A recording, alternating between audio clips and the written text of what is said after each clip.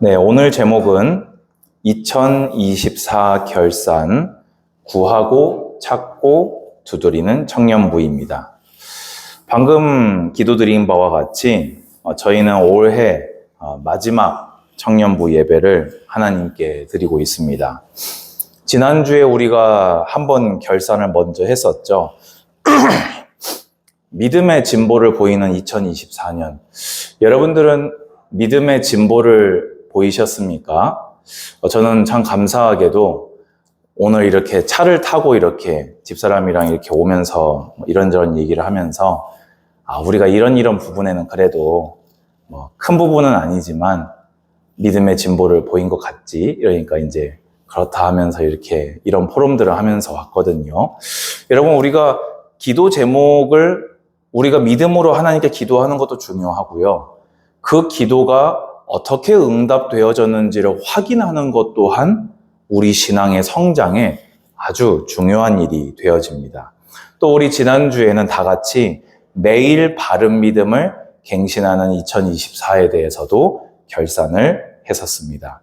그럼 오늘은 지난주에 이어서 구하고 찾고 두드리는 2024년도 오늘 또 한 번 마지막으로 결산하면서 2025년도를 바르게 준비하는 예배가 되기를 축복합니다.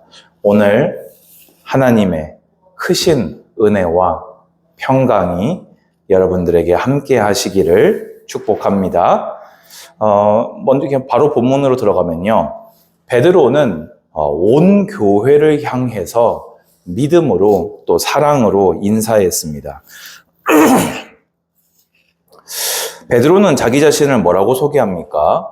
예수 그리스도의 종이며 사도인 시몬 베드로는 이라고 자기를 소개합니다.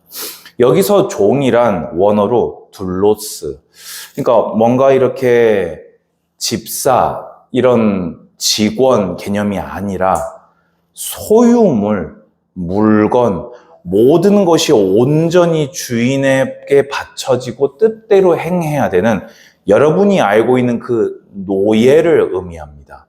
베드로는 지금 자기 자신이 온전한 그리스도의 소유물로 그리스도의 노예임을, 그의 뜻을 따라 철저히 복종하는 자임을 스스로 소개하고 있습니다.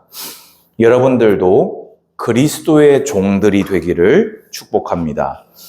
편지하는 자식이 자신과 편지를 받는 성도들의 신분을 소개합니다. 뭐라고 소개합니까? 우리 하나님과 구주 예수 그리스도의 의를 힘입어 동일하게 보배로운 믿음을 우리와 함께 받은 자들에게 편지하노니 되어 있습니다. 지금 이 편지를 쓰는 베드로도, 이 편지를 받는 성도들도 동일하게 뭐를 힘입었다고요? 하나님과 구주 예수 그리스도의 의를 힘입어서 보배로운 믿음을 함께 받은 자들이다. 우리는 하나님과 성삼위일체 하나님으로부터 은혜 입은, 하나님으로부터 믿음을 얻은, 그래서 하나님을 믿는 믿음으로 구원받은 하나님의 자녀들이다 라고 고백하고 있는 것입니다. 여러분, 너무 당연한 고백 같지요? 그런데 이 편지가 쓰여진 그 시대상을 보면요, 이것이 베드로의 성도들을 향한 최고의 사랑이자 성도들을 지키는 믿음의 고백이었다는 것을 알 수 있습니다. 베드로 후서의 저작 시기는요, AD 65년에서 67년 사이입니다. 68년에 베드로가 순교한 것으로 알려져 있죠. 디모데 후서가 바울의 유언적 메시지라면 베드로 후서는 베드로의 유언적 메시지였던 겁니다. 그래서 오늘 본문은 아니지만 1장 13절 보면은 내가 이 장막에 있을 동안에 너희를 일깨워 생각나게 함이 옳은 줄로 여기노니, 이 말은 이 장막을 벗어날 때를 염두에 두어야 할 만큼 네로 황제의 핍박이 본격적이고 심화된 시점이었다는 겁니다. 이때에 베드로는 우리가 하나님으로부터 은혜 입은 믿음으로 구원받은 하나님의 백성들이다 라고 그들의 정체성을 한 번 더 일깨워 준 것입니다.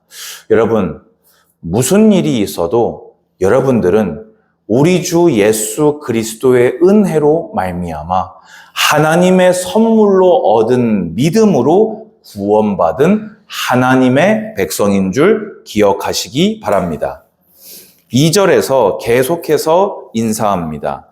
하나님과 우리 주 예수를 알므로 은혜와 평강이 너희에게 더욱 많을지어다 되어 있습니다. 이 시대는요, 두 가지 특징이 있던 시대입니다. 첫 번째는요, 방금 말씀드린 대로 베드로 전서가 기록될 때쯤에 로마 대박해가 시작되었다면 베드로 후서 때에는 그 박해가 완전히 이제 본격적으로 교회를 덮치고 있을 때였고요. 그러면서 교회 안에 영지주의 이단과 비성경적인 종말론이 들어와서 그래서 종말은 없다. 재림도 없다. 그냥 창조된 이후로 모든 것이 그대로 있지 않냐. 앞으로도 이대로 쭉 그대로 있을 거다. 그러니까 이 두 가지가 합쳐져서 뭐가 왔냐면요. 심판대 앞에 서는 게 아니라 즐기고 먹고 마시자. 타락과 방종하는 일들이 교회 안으로 스며들었고 의식주, 온통 먹고 사는 문제에 성도들이 매몰되기 시작했던 것입니다. 그래서 그런 그들에게 우리 주 예수 그리스도를 알므로 은혜와 평강이 너희에게 더욱 많기를 바랍니다. 그러면 여러분, 우리가 결국에요, 은혜와 평강을 누리는 길은요, 예수 그리스도를 인격적으로, 경험적으로, 체험적으로 알아가는 것만이, 하나님에 대한 신지식을 우리가 알아가는 것만이 우리의 복음의 뿌리가 든든히 내려지는 길이라는 것을 기억하시기 바랍니다. 자, 그러면 베드로는 이제 이 성도들을 향해서 경건함을 잃어버리고 경건을 잃어버린 결과로서 믿음의 뿌리까지 흔들리고 있는 그들에게 경건의 삶의 근거가 어디에 있는지, 그리고 그 경건한 삶을 살아야 하는 이유가 어디 있는지를 밝히기 시작합니다. 3절 보시면요, 그의 신기한 능력으로 생명과 경건에 속한 모든 것을 우리에게 주셨으니 이는 자기의 영광과 덕으로서 우리를 부르신 이를 알므로 말미암음이라. 아멘. 자, 그러면 이거를 이제 우리가 설명을 한번 해보겠습니다. 성도는 예수 그리스도를 통하여 우리를 부르신 이 하나님을 알고 믿어서 그의 신기한 능력으로 생명, 영생을 얻었고 경건한 삶을 살아갈 구원을 이미 받은 자들입니다. 아멘 하시기 바랍니다. 한마디로 얘기해서 여러분은 예수님 믿는 자들 아닙니까? 예수님을 믿음으로써 여러분을 부르신 하나님을 알게 되었습니다. 오늘 베드로가 얘기하는 것 중에서 굉장히 강조하는 것 중에 하나가 뭐냐면요, 알미입니다. 여러분, 하나님을 아십니까? 모르시진 않겠죠. 하지만 얼마나 아십니까? 여러분, 평생에 하나님을 알아가고자 하시기 바랍니다. 평생을 알아가고자 하여도 다 알 수 없는 것이 하나님입니다. 그런데 하나님을 알아가는 그것이 하나님과 교제가 되어지고 하나님을 알아가는 그것이 여러분의 생명을 풍성하게 하며 하나님을 알아가는 것이 여러분으로 하여금 경건하게 할 것입니다. 왜냐? 하나님을 알아가면 알아갈수록 그의 은혜의 풍성함을 여러분들은 발견하게 될 것이 확실하기 때문입니다. 여러분들이 하나님께 받은 사랑이 얼마나 큰 것인지 점점 더 알게 되기 때문입니다. 그 큰 사랑을 받았는데 마음의 요동이 없이 그대로 얼어있을 자는 없습니다. 여러분, 그래서요, 예배드리면서 소원하시고 기도하십시오. 하나님, 오늘도 하나님을 더 알아가기를 원합니다. 호세아서에서 왜 백성이 타락한다고 했지요? 이 백성이 나를 아는 지식이 없음으로 타락한다고 했습니다. 평생의 성경 읽으시고 그 성경 말씀 붙잡고 하나님을 더 알아가심으로 날로 날로 경건한 삶으로 나아가시기를 권면드립니다. 두 번째 4절 보게 되면요. 이로써 그 보배롭고 지극히 큰 약속을 우리에게 주사 이 약속으로 말미암아 너희가 정욕 때문에 세상에서 썩어질 것을 피하여 신성한 성품에 참여하는 자가 되게 하려 하셨느니라 되어 있습니다. 여러분, 보배롭고 지극히 큰 약속을 우리가 받았지요. 이 보배롭고 지극히 큰 약속이 무엇입니까? 죄 사함의 구원.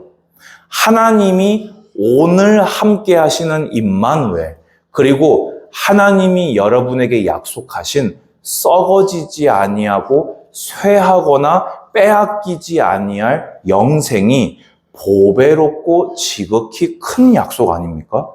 여러분, 한 개인의 삶에 있어서 이거보다 보배로운 보배가 또 있단 말입니까?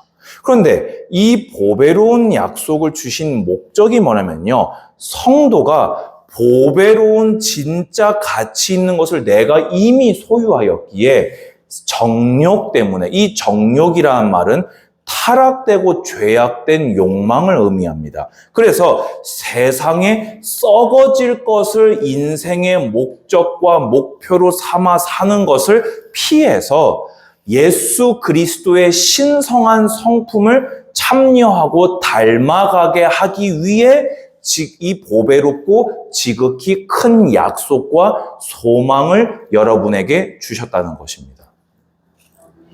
여러분, 왜 우리가 성화의 길을 걸어가야 됩니까? 여러분들은 죽음 이후에, 부활 이후에 예수님과 온전한 연합을 이루게 됩니다. 지금 우리는 그 온전한 연합에 합당한 모습으로 나아가는 성화의 삶을 살고 있는 거예요. 우리가 왜 이 성화의 삶을 삽니까? 죽음이 있고 죽음 이후에 부활과 영생이 있음을 소망하고 믿기 때문 아닙니까? 이거를 안 믿는 자라면 우리는 거꾸로 가야 됩니다. 아니, 거꾸로가 아니죠. 세상 사람들과 같은 방향으로 나아가야 됩니다. 성화 같은 게 아니라 더 큰 집을 향해서, 더 비싼 차를 향해서, 사람들이 더 알아주는 명예와 성공을 향해 나아가야 되는 거 아닙니까? 이거를 너무 세속적으로 듣지 마시기 바랍니다. 여러분이 생각할 때 하나님을 제외한 이 땅에 육신으로 할 수 있는 가장 값어치 있는 그건 얘기하는 겁니다.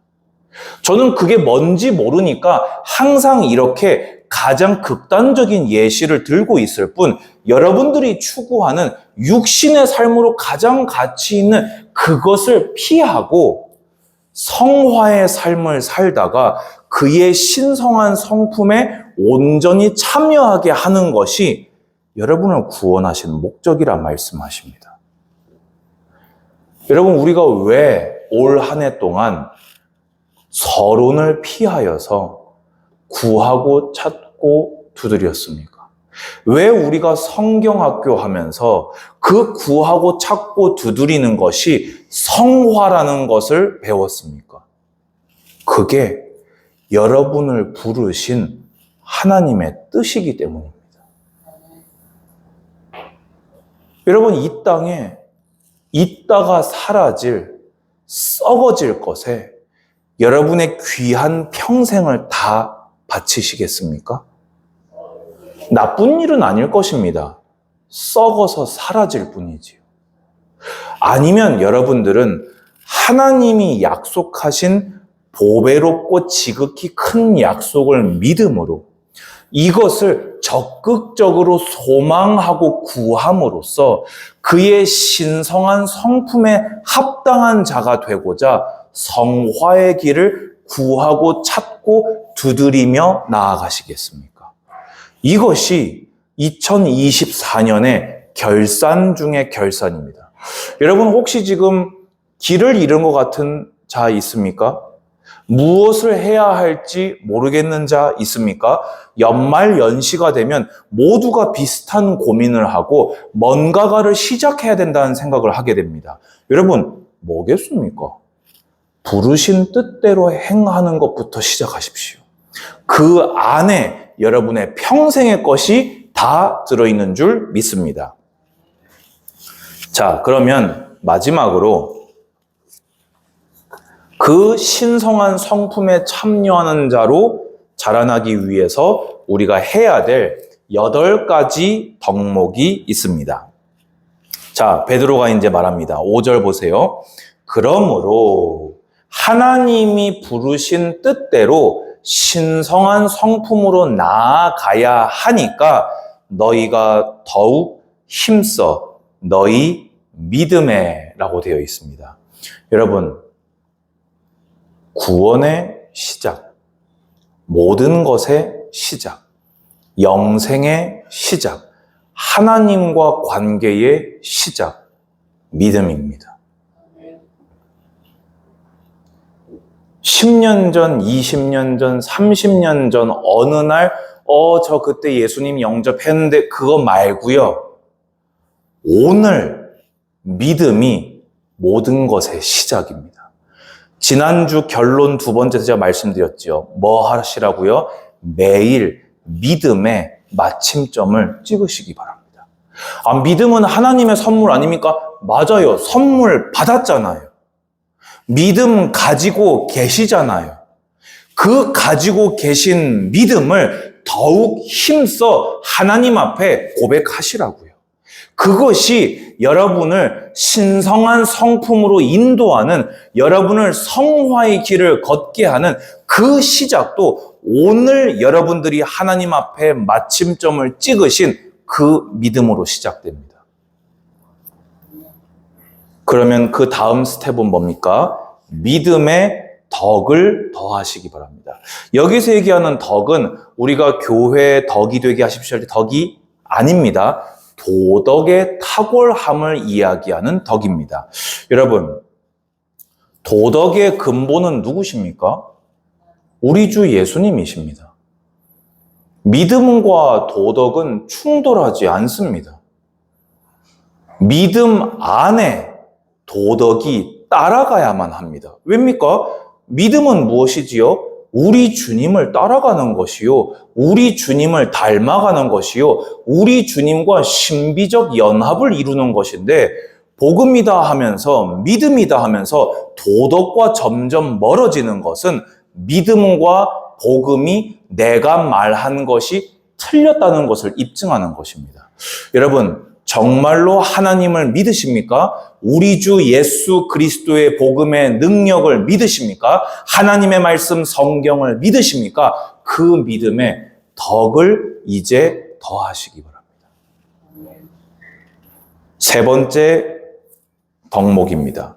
이제 믿음에다가 더 도덕적이고 선한 삶을 살아가신다면 그 덕에 지식을 더하시기 바랍니다.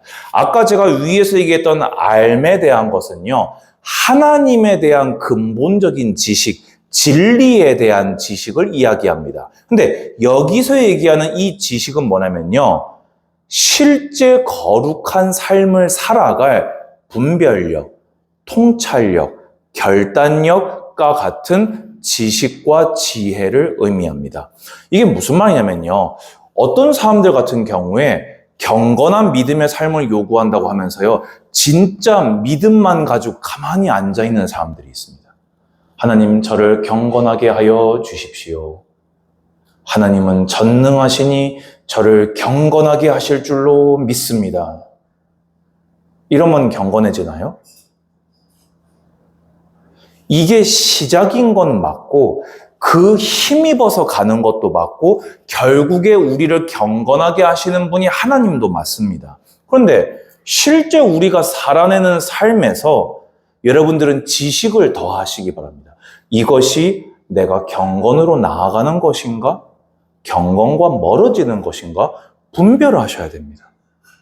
내가 이것이 신성한 성품과 멀어지는 것이라면 이제는 이것을 내가 칼로 베어버려야 되겠다. 결단하시기 바랍니다. 하나님께서 믿음에 덕을 더하고 덕에 지식을 더하라 하실 때 그것으로 순종하시는 여러분들이 지식을 더해 가시기 바랍니다. 그러면 이제 그 지식에 절제를 더하시기 바랍니다. 여러분, 절제는 뭡니까? 자제력입니다. 스스로 안에서 나를 자제하고 조절하는 것이 바로 절제입니다. 여러분, 절제되지 않은 지식은 어디로 흐릅니까? 교만과 방종으로 반드시 흐르게 되어집니다. 우리가 믿음이 있으면요, 거기에 덕을 더하면요, 거기에 지식을 더하면요, 좋은 쪽으로만 생각하면 야, 이거 성화 3종 세트 아니야? 라고 할 수 있지요. 그런데 우리 안에 있는 완악함을, 죄의 오염됨을 빼고 생각하면 그렇습니다. 우리는요, 때로는요, 우리가 가진 믿음마저도 교만할 때가 있어요. 우리가 가진 도덕성마저도 교만이 될 때가 있어요. 우리가 가지고 있는 지혜와 지식마저 교만이 될 때가 있습니다. 그래서 그것에 절제를 더하심이 신성한 성품으로 나아가시는 것입니다. 자, 그러면 여기서 또 중요합니다. 그 절제를 하셨다면 이제 뭘 더하셔야 되냐? 인내하시기 바랍니다. 인내는 뭐냐면요, 어려움을 피하지 않고 자기 자리를 지키는 것이 인내입니다. 여러분, 지금까지 잘해왔어요. 믿음 얼마나 좋습니까? 덕 얼마나 좋습니까? 지식과 지혜 얼마나 좋아요. 아니, 절제까지 했어요? 얼마나 좋아요. 그런데 인내가 안 되잖아요. 뚝 끊어지게 됩니다. 왜 우리가 자꾸만 신앙의 결단이 작심삼일이 되고 작심삼일이 됩니까? 인내하지 못했기 때문입니다. 여러분, 신성한 성품으로 나아가기 위해서 절제에 인내를 더하사 끝까지 견디시기를 권면드립니다. 그러면 그 인내에다가 무엇을 더하셔야 되냐? 경건을 더하시기 바랍니다. 경건은 뭐냐면요, 하나님을 향한 올바른 태도를 의미합니다. 이 모든 것이 내 믿음, 내 덕, 내가 지식, 내가 절제, 내 인내, 이 모든 것의 목적이 뭐냐? 하나님을 기쁘시게 하기 위해서. 이게 딱 빠져버리면요, 결국에는 뭐냐? 내가 대장되는 거예요. 방금 전에 얘기했던 절제하고 비슷하지만 절제는 좀 소극적인 의미였다면 이 경건은요, 내가 지금까지 쌓아온 이 덕목들의 방향성과 목표를 얘기하는 겁니다. 여러분, 모든 것을 하나님의 영광 되게 하기 위해서 마음과 자세를 먹으시고 행하시기 바랍니다. 그것을 성경은 경건이다 말합니다. 그러면 그 경건에 뭘 더하셔야 되냐? 형제 우애를 더하시기 바랍니다. 이제 제가 평상시 얘기했던 덕을 떠올리시면 됩니다. 이 모든 걸 다 했어요. 그런데 만약에 신앙 공동체를 사랑하는 마음이, 이웃을 사랑하는 마음이 여러분에게 없다면 여러분의 믿음을 자랑하고 도덕을 자랑하고 심지어 절제와 인내까지 자랑하고 여러분의 경건을 자랑하면서 누군가를 상처 줄 수 있습니다. 여러분이 지금껏 성화되기 위해서 힘쓰고 애쓴 그것으로 형제를 상처 입힌다면 그것은 신성한 성품과 정반대의 길이 되게 되어집니다. 그래서 경건에 뭘 더하라고 했냐? 형제 우애를 더하시기 바랍니다. 마지막으로 그 형제 우애에 이제는 사랑을 더하시기 바랍니다. 아니, 방금 형제 우애가 사랑 아닌가요? 이 사랑이 형제 우애가 이웃 사랑이라면요, 여기서 얘기한 사랑은요, 바로 아가페입니다. 믿음으로 시작하여서 사랑으로 완성되어져 가는 것이 신성한 성품을 향해 나아가는 8가지 덕목입니다. 여러분, 우리가 2024년도를 결산하면서 여러분들에게 조금 이렇게, 그래서 내가 성화를 위해서 구체적으로 뭘 해야 되지? 내가 뭐를 구해야 되지? 내가 뭘 찾아야 되지? 내가 뭐를 두드리고 기다려야 되지? 애매했던, 추상적이었던 것이 있습니까? 오늘 이 8가지 덕목만 기억하시면 평생에 여러분들 구하고 찾고 두드릴 것이 이 안에 다 들어 있습니다. 이거를 지금 당장 다 해내라 얘기하는 것이 아닙니다. 이것을 여러분의 힘으로 해내라고 얘기하는 것이 아닙니다. 제가 아까 이 경건의 삶의 근거가 어디 있다고 했습니까? 하나님의 부르심에 있다고요. 주님의 그 예수 그리스도의 복음으로 인하여서 여러분이 받은 구원에 이것이 들어있다고요. 그런데 그것을 여러분들이 실제 삶에서 믿음을, 덕을, 지식을, 그리고 이 절제를, 인내를, 그리고 경건을, 형제 우애를, 사랑을 여러분들이 구하며 살아가게 되시기를 바랍니다. 아, 이런 8가지가 있구나가 아니라 여러분의 기도 제목이 되고 여러분들이 추구하는 여러분들의 마음가짐이 되기를 주님의 이름으로 축복드립니다. 결론입니다. 결론이라고 하기에는 조금 길지요. 8절에서 11절을 한 절씩 읽어보면요, 이런 것이 너희에게 있어 흡족한즉 너희로 우리 주 예수 그리스도를 알기에 게으르지 않고 열매 없는 자가 되지 않게 하려니와 되어 있습니다. 여러분, 2025년도에는 게으르지만 맙시다. 멈춰 있지만 맙시다. 하나님을 향해서 한 걸음 한 걸음 여러분들이 나아가시기 바랍니다. 하나님은 원래 도우십니다. 원래 함께 하십니다. 원래 은혜 베푸시고 원래 여러분들을 성화하고 계시니 이제 여러분들만 게으르지 마시고 열매 없는 자 되지 않도록 베드로가 증거한 신앙의 8가지 덕목을 따라가셨으면 좋겠습니다. 9절에 이런 것이 없는 자는 맹인이라 멀리 보지 못하고 그의 옛 죄가 깨끗하게 된 것을 잊었느니라. 여러분, 여러분들이 믿음을, 덕을, 지식을, 인내를, 절제를, 또 경건을, 형제 우애를, 사랑의 덕목을 무시하잖아요. 여러분들이 이것을 구하지 않고 덮어두고 가잖아요. 잊어버리게 됩니다. 뭐를요? 내가 하나님의 백성이라는 것을. 하나님이 없음을 전제로, 영생이 없음을 전제로, 심판이 없음을 전제로, 이 땅에 잘 먹고 잘 사는 것이 전부라는 것을 전제로 살아가는 세상에 물들게 될 것입니다. 그렇게 되지 아니하도록 8가지를 구하며 사십시오. 10절에 그러므로 형제들아 더욱 힘써 너희 부르심과 택하심을 굳게 하라. 너희가 이것을 행한즉 언제든지 실족하지 아니하리라. 여러분, 실족하는 자들이 많아서 쓰여진 게 공동서신입니다. 실족할 일들이 말세지말이 되면 될수록 더 많아질 것입니다. 그래서 베드로는요, 더욱 힘써 부르심과 택하심을 굳게 하라고 하셨어요. 주님이 이미 여러분에게 주신 그 구원을 굳게 하는 것이 뭐냐? 성화의 길을 걸어가는 것입니다. 마지막입니다. 아까 제가 이제 본문을 잘못 썼는데요. 11절. 이렇게 성화의 길을 걸어가면 이같이 하면 우리 주 곧 구주 예수 그리스도의 영원한 나라에 들어감을 넉넉히 너희에게 주시리라.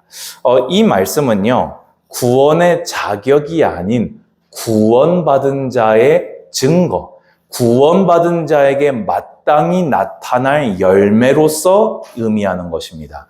여러분, 성화의 길을 주님 부르시는 그날까지 멈추지 않고 끝까지 걸어나갈 수 있는 자가 누굽니까? 구원받은 하나님의 자녀입니다. 그래서 베드로는 이렇게 하면, 신앙의 8가지 덕목을 따라 힘써 부르심과 택하심을 굳게 하면 영원한 나라에 들어가는 거 확실한 거 아니냐라고 이야기하고 있는 것입니다. 한마디로 더욱 힘써 우리 주님을 닮아가고 자라가자, 그 말입니다. 이것을 구하고 찾고 두드리자, 그 말입니다. 베드로는 교회들과 성도들을 아끼고 사랑하는 마음으로 그들을 지키고자, 이 복음 진리를 수호하고자 베드로 후서를 기록했습니다. 저는 한 해를 마치며 사랑하는 우리 모든 청년부를 아끼는 마음으로 여러분들이 넉넉히 들어감을 얻게 되기를 바라는 마음으로 이 설교를 합니다. 남아있는 월요일과 화요일 마무리 잘 하시고 새롭게 다가오는 2025년도에 주님의 신성한 성품에 더욱더 참여해가는 여러분들 되시기를 주님의 이름으로 축복합니다. 주님 감사합니다.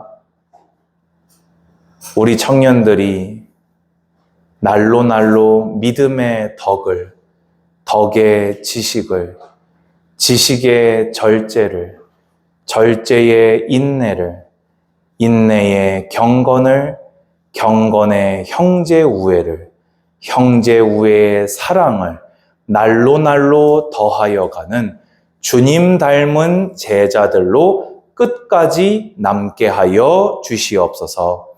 예수님의 이름으로 기도드리옵나이다. 아멘.